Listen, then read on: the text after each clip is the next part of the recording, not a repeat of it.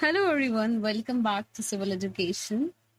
Finally, the result of 2019 Civil Services came out and we got the topmost warriors here.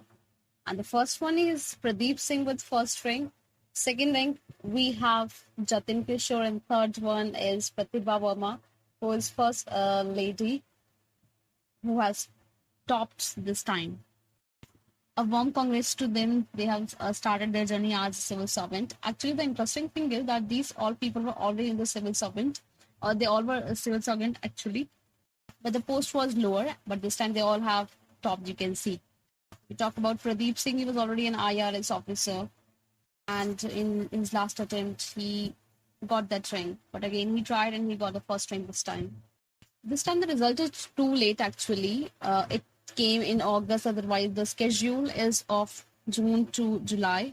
It never goes even July also because the corona crisis is going on and it happened. So let's understand today that how the civil service examination is conducted. We'll understand the complete process, eligibility, and the post-selection after clearing the exam. Civil services examination, which is called the world's toughest examination, not for me. Actually, see, the three things are required, that is called 3D: determination, determination, and determination. So if you do that, you're 100%. If you give in this examination with your positive energy, then it is not going anywhere from your hand. So basically, this is conducted by UPSC, Union Public Service Commission. It does not only conduct this exam. It conducts many exams, but this is the world's toughest exam, so called, as many of us feel fear. Let's see the eligibility quality for this. So there are two things which are very important. First, education qualification. Of course, graduation is required in any field, and the people who are in last year of their graduation, they can also fill the form. So, and this is one thing. Second is all about age. So if we talk about age, then minimum age qualification is 21. And for general category, it's like 32 years, up to 32 years, 21 to 32 years.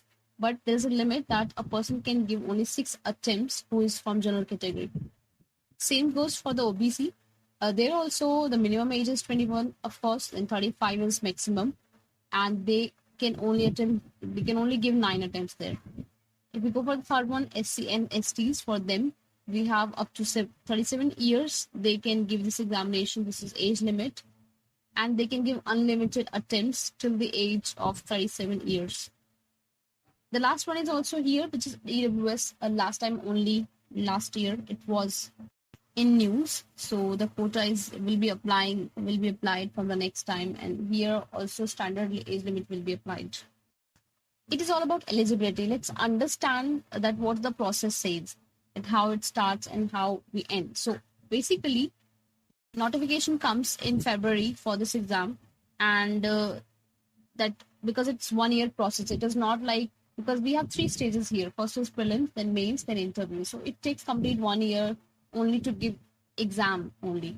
So first one is prelims. First notification comes in February, and then we have to fill the form. After that, we'll go for the prelims, which will be in May or June, but at the end of the June, not more than that. And after that, there will be mains examination, which will be around October to November. Then there will be interview in February or March, and after that, in June, you will get the result. This time it was late. In August it came. So this is complete process. It goes in 1 year. Then after that, you get the result, and you are announced that what you got, which rank you got. So let's understand the prelims, that what comes. Basically, there are 2 papers, paper 1 and paper 2, in prelims only. But this is conducted only on 1 day. In single day, it goes. So like there's, 2 hours gap. So you'll go for the first examination, it is in morning, and then there'll be 2 hours gap, then you will be given paper 2.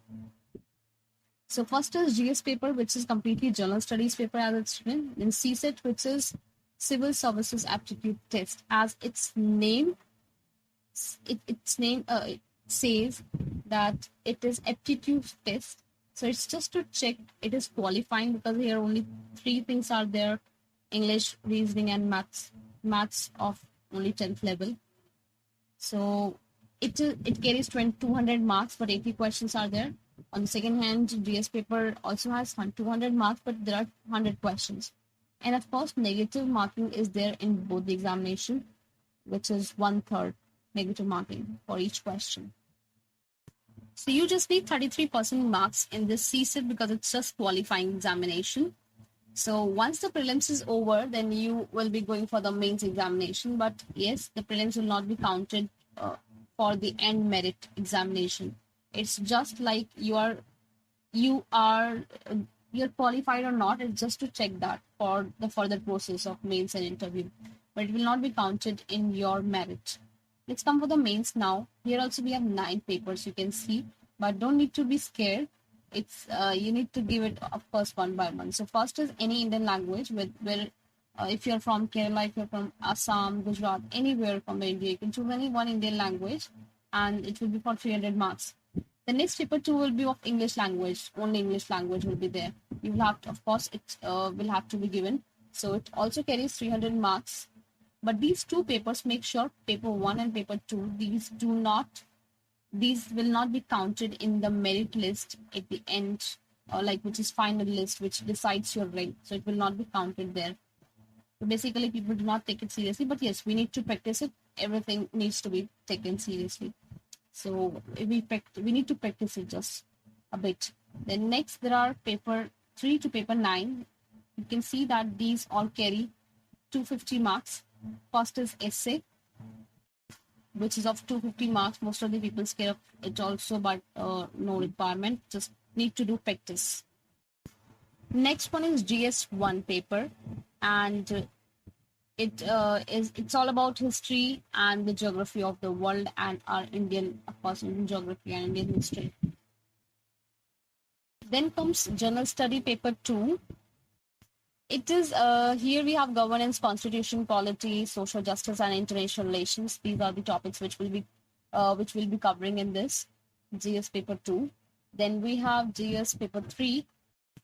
It is also about technology, economic development, and biodiversity, environment, and disaster management. Then we come for the paper 4, and that's all about ethics, integrity, and aptitude. Here some situations will be given to you, some problems will be given to you, that you are an IS officer and you have to do this and that. So how will you react at that time? So you need to show your integrity, and like aptitude you will have to be shown there once you do the answer writing.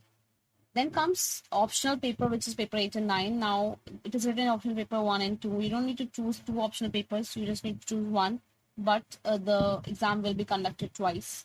It will be divided in 2 parts. And if you want to see the list that which optional papers are available to be chosen for this exam, you can go for the syllabus which is released by UPSC every year. Whenever they releases it releases the notification for this exam, then only it gives you the complete syllabus there. So you can go to UPSC website, you can download the syllabus from there. You can find some optional subjects, you can choose, you can see the syllabus there, and make sure that you choose a subject which you had in your bachelor's. It would benefit you. Otherwise, there is no compulsion. You can go for different subjects also, which you feel that you're interested in. So these all exams, like paper 3 to paper 9, are of 250 marks. But yes, the important thing is, and one more thing, optional paper is like you can score better if you do here. It will really, because it will be counted in your merit. So if you do a bit practice here, then it can give you a better result in your rank. It can decide a better rank for you.